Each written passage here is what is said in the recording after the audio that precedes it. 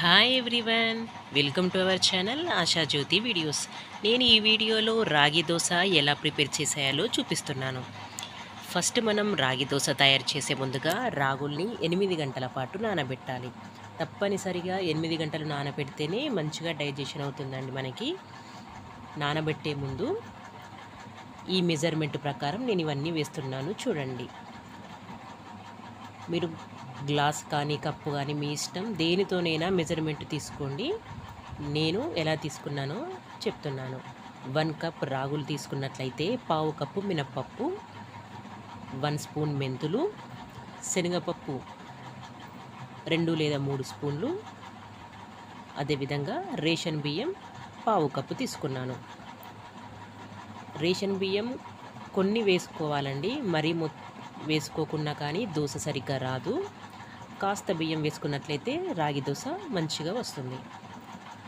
అయితే ఇప్పుడు మనం దోశ చేయడానికి ముందు రోజు మార్నింగ్ నానబెట్టేసుకోవాలి. 8 గంటల పాటు నానిన తర్వాత ఈవినింగ్ టైంలో నేను మిక్సీ చేస్తున్నాను. అయితే నేను గ్రైండ్ చేసే ముందు తగినంత సాల్ట్ వేసేసుకొని ఈ రాగుల్ని మిక్సీ పట్టేస్తున్నాను. సాల్ట్ ముందైనా వేసుకోవచ్చు, లేదంటే మీరు దోశ చేసే ముందైనా తగినంత సాల్ట్ వేసేసుకొని కలిపేసుకొని దోశ చేసుకోవచ్చు. ఎలా అయినా పర్వాలేదు.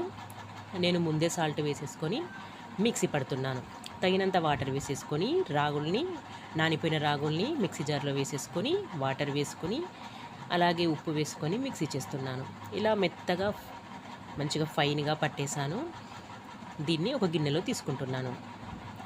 ఇలాగే మీకు ఎంత క్వాంటిటీ కావాలో అంత మెజర్మెంట్ ప్రకారం మీరు కొలుచుకొని ఇలాగే మిక్సీ చేసుకొని గిన్నెలో వేసేసుకోండి. ఇదంతా రాత్రి మూత పెట్టేసి పులిచే వరకు ఉంచాలి. ఫర్మెంట్ అయితేనే దోశపిండి ఆరోగ్యానికి ఎంతో మంచిదండి. అప్పటికప్పుడు మిక్సీ చేసి దోశ చేస్తే టేస్ట్ కూడా బాగోదు. ఫర్మెంట్ అయితేనే దోశపిండి మనకి ఎంతో హెల్తీ. మిక్సీ చేశాను కదా, మూత పెట్టేశాను, నైట్ అంతా ఉంచేశాను పక్కన. మార్నింగ్ లేచిన తర్వాత మిక్సీ పట్టుకున్న రాగి పిండి చూడండి ఎలా అయిపోయిందో. దోశపిండి ఈ విధంగా రెడీ అయిపోయింది. పైన ఒక లేయర్లా వస్తుంది. ఇది రాగుల కలరు. ఇదంతా మంచిగా కలిపేసేయాలి. చూడండి మంచిగా ఫర్మెంట్ అయింది కదా. ఇలా ఫర్మెంట్ అయిన దోశపిండి మాత్రమే మనకు చాలా హెల్తీ అండి. ఫర్మెంట్ అయినాక మాత్రమే మనం దోశపిండి వేసుకోవాలి, దోశలు వేసుకోవాలి.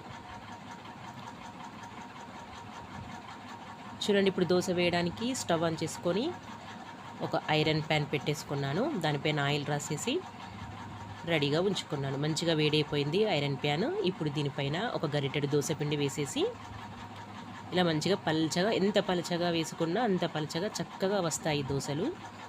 దీనిపైన మీరు ఇష్టమైతే పచ్చిమిర్చి ముక్కలు లేదా ఆనియన్ ముక్కలు ఏదైనా వేసుకోవచ్చండి. దీనిపైన దోశ వేసిన తర్వాత నెయ్యి లేదా నూనె వేసేసి మంచిగా 2 వైపులా కాల్చుకోవాలి. 2 వైపులా అవసరం లేకున్నా కింది వైపు కాల్చుకున్నా కానీ బాగా వస్తుంది. మంచి క్రిస్పీగా వస్తాయండి. టేస్ట్ కూడా చాలా బాగుంటుంది. ఎంతో టేస్టీ అయిన ఈ రాగి దోశని మీరందరూ తప్పకుండా ట్రై చేయండి. బ్రేక్ఫాస్ట్గా తీసుకోవచ్చు, అదేవిధంగా లంచ్ బాక్స్లో కూడా తీసుకోవచ్చు. పిల్లలకైతే చాలా హెల్తీ అండి. రాగి దోశ చాలా టేస్టీగా ఉంటుంది. పిల్లలు కూడా చక్కగా తినేస్తారు. ఈ దోశ చట్నీతో తీసుకుంటే చాలా బాగుంటుంది. పల్లి చట్నీ లేదా టమాటో చట్నీ ఏదైనా బాగానే ఉంటుంది. ఈ హెల్తీ రాగి దోశ మీకు నచ్చిందని అనుకుంటున్నాను. మరొక వీడియోలో మళ్ళీ కలుద్దాం.